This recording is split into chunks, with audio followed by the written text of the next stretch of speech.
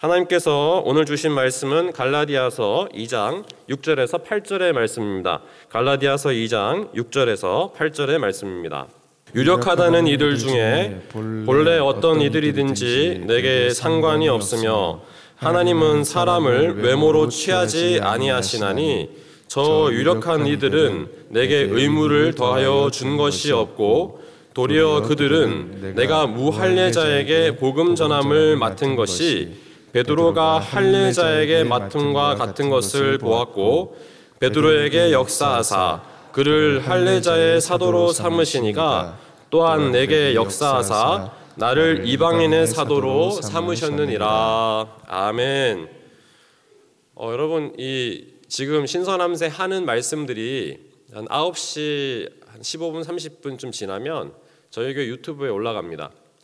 이걸 제가 왜 말씀을 드리냐면 지금 일부 새벽 기도가 에베소서로 지금 강해가 되고 있는데 말씀이 너무 좋습니다. 그 2장, 오늘 2장에 있는 그 앞부분에 있는 그 복음과 구원에 대한 말씀을 아주 핵심을 잘 전해 주셨거든요. 그래서 혹시 2부에 참석하시는 분들은 꼭 유튜브로 1부에 나와 있는 에베소서 말씀을 들으시면 금상첨화입니다. 복음을 에베소서의 말씀을 듣고 또 갈라디아서 말씀을 들으면 이게 시너지가 일어납니다. 그렇기 때문에 2부 들으시는 분들은 꼭 예배 참여하시는 분들은 1부 말씀을 꼭 들으시면 큰 은혜가 되니까 참고하시면 좋을 것 같습니다. 이 광고를 하려고 했는데 딱 에베소서 말씀이 나온 걸 보니까 너무 감사합니다. 꼭 말씀을 그렇게 함께 하시면 좋을 것 같고요. 지난주에 우리가 찐 부름, 하나님께서 우리를 그 부르신 부름이 진짜인가를 확인할 수 있는 여러 가지들을 살펴보았어요. 하나님으로부터 났다. 그분이 우리를 대속하셨다. 그리고 우리는 주님의 그 진짜 부름 가운데 나가기 때문에 은혜 가운데 그분을 영광스럽게 하기 위해서 항상 그분의 진리가 있도록 살아가는 삶, 이것이 진짜 부름이라고 했습니다. 여러분, 이번 한 주간은 찐 복음입니다. 어느 주보다도 중요한 말씀이고 어느 때보다도 우리가 복음에 대해서 다시 생각해 볼 수 있는 말씀이에요.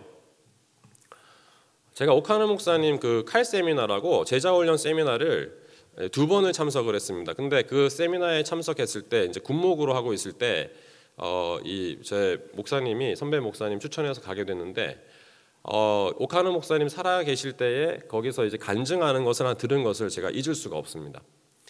옥 목사님이 이 교회 장로님 회사에 신방을 가셨대요. 근데 이제 장로님과 친하니까 이렇게 얘기를 나누다가 장로님한테 장로님 영접하셨습니까? 장난을 친 거죠. 영접하셨어요. 했더니 장로님 얼굴이 그냥 하얗게 질려버린 거예요.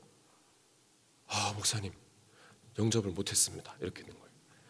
그날 그 CEO인 장로님이 모든 일정을 다 취소하고 그리고 방문을 걸어 잠그고 그 자리에서 옥 목사님과 함께 복음을 다시 확인했어요. 예수님이 나를 위해 죽으셨습니다. 나를 위해 십자가에서 희생하셨습니다. 그분이 나를 위해 죽으셨습니다. 이 복음을 하나하나 설명하면서 그 자리에서 영접을 하셨다는 말씀을 듣고 제가 굉장히 충격받은 기억이 있습니다. 여러분, 우리가 교회의 직분이 우리의 구원을 대신하는 것이 아니고 교회에 다닌다고 해서 우리가 예수 그리스도의 복음을 영접했다라고 확인할 수 있는 것이 아니라 매일마다 기도의 자리에 나와 있다고 해서 그 복음을 정말 영접했다라고 그것을 체크할 수 있는 것이 아니라 진짜 내가 예수 그리스도의 죽으심과 부활을 믿고 하나님의 자녀가 되었다. 나는 내 스스로 구원할 수 없는 어마어마한 죄인이나 주님이 나를 구원해 주셨다라는 그 복음의 감격이 하루라도 사라진다면 우리는 복음의 증인이라고 할 수가 없는 것입니다. 성경 가운데 신약에는 능력이란 단어가 딱 2개만 사용됩니다. 예수 그리스도에 대해서 능력이란 표현을 사용하고 그 다음은 복음에 대해서 능력이라고 설명합니다. 우리가 교회가 세워지고 말씀을 선포하고 우리가 날마다 하나님 앞에 나와 예배하는 이유는 복음이 능력이기 때문에 그렇습니다. 로마서 1장 16절 17절 다 아시지 않습니까? 복음이 무엇이라고 합니까? 내가 복음을 부끄러워하지 않을 것이다. 왜냐하면 복음은 모든 믿는 자에게 구원을 주시는 하나님의 능력이 됨이라. 이 능력이 바로 디나미스, 다이너마이트 같은 폭발적인 힘이란 것입니다. 이 복음을 믿게 될 때 하나님의 자녀로서의 능력을 행할 수 있는 삶을 살아갈 수 있거든요. 이번 한 주 우리는 갈라디아서의 말씀에 들어있는 특별히 여러분들이 너무나 잘 아시는 본문들이 지나가게 됩니다. 한 주 동안 나는 정말 복음의 사람인가 이것을 확인할 것입니다. 이번 한 주간은 주기도문을 하고 나면 두 손 들고 찬양합니다. 다시 오실 왕 여호와께 오직 주만이 나를 다스립니다. 나 주님만을 섬기리. 헛된 마음 버리고 성령이여 이 시간 함께하여서 충만하게 하여 주옵소서. 이 찬송을 부르면서 기도할 텐데 매일마다 기도 시작하기 전에 내가 복음의 사람인가를 확인하십시오. 온라인으로 기도하시는 분들도 확인하십시오. 내가 복음의 사람인가? 예수의 복음이 내 가슴에 있는가? 이것이 이번 한 주간 매일마다 우리가 점검해야 될 것입니다. 자, 오늘 말씀을 조금 살펴보도록 하겠습니다. 6절에 이렇게 나와 있습니다. 유력하다는 이들 중에, 근데 이렇게 설명이 되어 있어요. 본래 어떤 이들이든지 내게 상관이 없으며 하나님은 사람을 외모로 취하지 아니하시나니 저 유력한 이들은 내게 의무를 더하여 준 것이 없고, 사실은 이 본문 조금 앞에 있는 2절 말씀 쭉 이하에 봐도 내가 유력한 자들에게 사사로이 복음을 전했다는 걸 보여주고 있어요. 여러분, 유력한 자가 무엇입니까? 여러 가지 해석이 가능하겠지만 아무튼 힘이 있는 사람이에요. 힘이 있는 사람인데 바울이 그들을 대한 자세는 내게 상관이 없다. 또 하나는 하나님께서 외모로 사람을 취하지 않는다. 저 유력한 사람들은 내게 의무를 더하여 준 것이 없다. 유력하다고 하는 사도들, 유력하다고 하는 유대인들, 유력하다고 하는 세상의 권세를 가진 사람이 내 복음과는 상관이 없다. 그들로부터 받은 복음이 아니라는 거예요. 오히려 사사로이 그들을 만나서 전한 것이 복음을 내가 제시하였다. 이렇게 앞에 2절부터 설명이 되어 있어요. 복음을 제시하였다. 여러분, 이거 굉장히 중요한 장면입니다. 세상적으로 유력, 힘 있다고 하는 사람들이 나에게 내 믿음에 영향을 미칩니까? 아니면 내 안에 있는 그 복음의 능력이 그 사람을 향합니까? 우리가 지금 예수를 믿는 빛과 소금 역할을 감당한다는 것은 불변한다는 것이지 않습니까? 내 빛과 소금의 사명을 감당하면 불변함이 없는데 세상 것이 나에게 들어와 나에게 영향을 줍니까? 아니면 내 안에 있는 복음이 그들을 변화시킵니까? 이것이 우리가 이 새벽에 기도하면서 물어봐야 할 것입니다. 그 힘이 나에게 영향을 미치면 상관하는 관계죠. 그렇죠?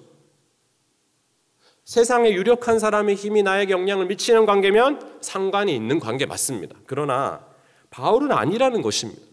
그들이 나에게 의무를 준 게 아니라는 것입니다. 7절 보십시오. 도리어 그들은 내가 무할례자에게 복음 전함을 맡은 것이 마치 베드로가 할례자에게 맡은과 같은 것을 보았다. 오히려 그들이 내가 복음 안에서 복음을 전한다는 것을 보았다. 8절에 보면 베드로에게 역사하사 그를 할례자의 사도로 삼으시니가 또한 내게 역사하사 나를 이방인의 사도로 삼으셨느니라. 하나님이 역사하셨다. 이렇게 말씀하고 있어요. 이번 한 주간 복음을 살펴가면서 오늘 가장 먼저 우리가 점검하는 것은 복음이 내 안에 역사하는가? 복음이 우리 교회 안에 역사하는가? 복음이 우리 가정 가운데 역사하는가? 복음이 오늘 우리 삶의 자리에 역사하는가? 이것을 체크해야 합니다. 여러분, 이 역사하다는 단어가 이 원어로 에네르게센이라고 되어 있습니다. 에네르게센, 에네르기, 에너지의 어원이에요. 에너지, 힘이다. 오직 복음이 예수의 생명이 역사하여서 나를 사도로 삼으셨다.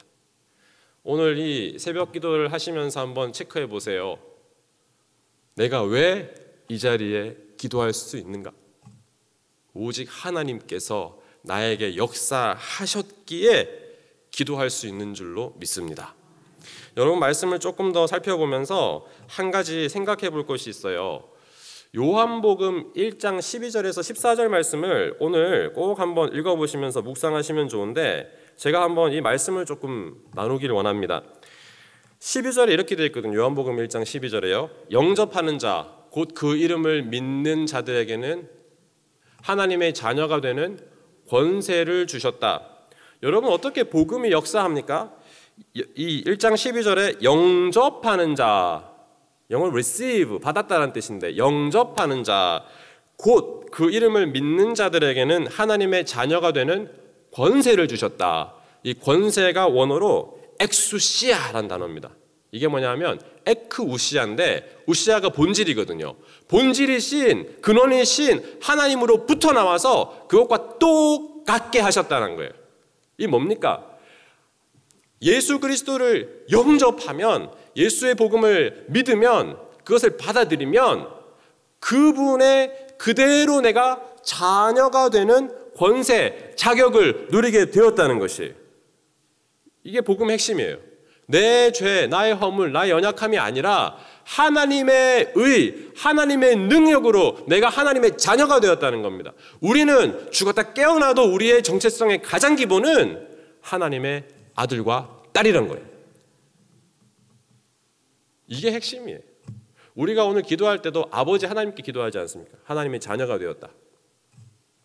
14절 말씀도 여러분 다 암송하시지 않습니까? 말씀이 육신이 되어 우리 가운데 거하심에 우리가 그의 영광을 보니 아버지의 독생자의 영광이요 은혜와 진리가 충만하더라. 여러분, 이 말씀에 육신이 되었다는 것을 유진 피터슨 목사님은 메시지 성경에 이렇게 되어 있습니다. Moves into the neighborhood. 하나님께서 육신이 되어 이 땅에 우리의 이웃으로 오셨다. 야, 정말 귀한 번역이에요. 우리 곁으로 오셨다. 우리 곁으로 오셨다.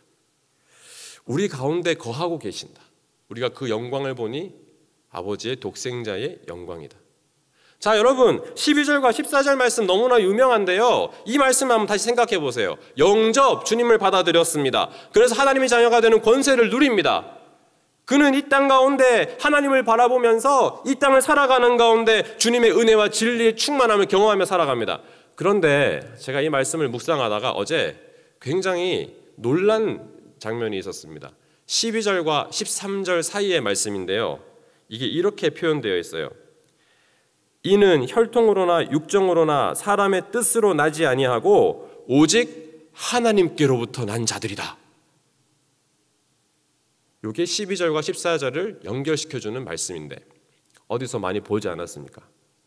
사람으로부터 난 것도 아니다. 사람에게서 난 것도 아니다. 이 갈라디아서의 가장 시작부터 나왔던 것이 하나님께로부터 났다는 거 아닙니까? 여러분, 우리가 복음 가운데 살아가고 복음의 역사를 경험한다는 것은 세상의 그 어떤 것도 아닙니다. 오직 하나님으로부터 났고, 거듭남이라고 해요. 이번 주에 많이 듣게 된 거예요. 거듭남. 하나님의 자녀가 되었고 하나님의 자녀로서 살아간다. 여러분, 영접이 무엇입니까? 영접. 저는 오늘 이 영접이란 단어로 함께 품고 기도하면 좋겠는데요. 영접은 바로 하나님을 만나서 그분의 자녀가 되는 것이잖아요. 그런데 우리가 하나님께서 우리에게 주신 사명이 하나님 사랑과 이웃 사랑이라고 할 때 하나님 사랑의 핵심이 영접이에요. 하나님을 만나서 하나님과 연결되고 그분의 그 구원의 능력이 내 것이 되는 것. 두 번째 영접도 있습니다. 날마다 그분을 환영하며 영접하는 거예요. 주님, 이 시간 저를 만나 주십시오. 영접한 자녀는 날마다 영접해야 돼요. 여러분, 영접이 영어로 뭐예요? come, welcome이에요. 우리말로 어서 오세요. 어서 오세요. 기도할 때마다 성령이여, 내가 성령님을 웰컴, 환영합니다. 오십시오. 주님 이 시간 말씀으로 나에게 오십시오. 웰컴하는 거예요. 환영하는 것, 영접. 영접한 사람은 날마다 주님을 영접해야 돼요. 또 하나, 이웃사랑도 마찬가지입니다. 하나님의 복음, 예수의 복음 가운데 있는 사람들은 누구를 만나도 영접할 수 있어요. 마음이 열려 있어요. 환영합니다. 웰컴, 어서 오세요. 내가 있는 삶의 자리에서 만나는 사람들을 품을 수 있는 복음의 능력이 드러나요. 오늘 기도하는 여러분들, 오늘 하루를 살면서 어디를 가든지 누구를 만나든지 주님을 영접한 자녀로 살아가셔서 항상 그 순간순간 하나님을 영접하고, 그리고 삶의 자리에서 우리에게 맡겨주신 사람들을 영접하는 그런 빛과 소금의 역할을 감당하게 될 줄로 믿습니다. 영접하는 사람들이에요. 교회가 무엇입니까? 하나님을 영접하고, 날마다 하나님을 영접하고 사람들을 영접해서 그들에게 복음을 만나게 하는 공동체, 환영하는 공동체.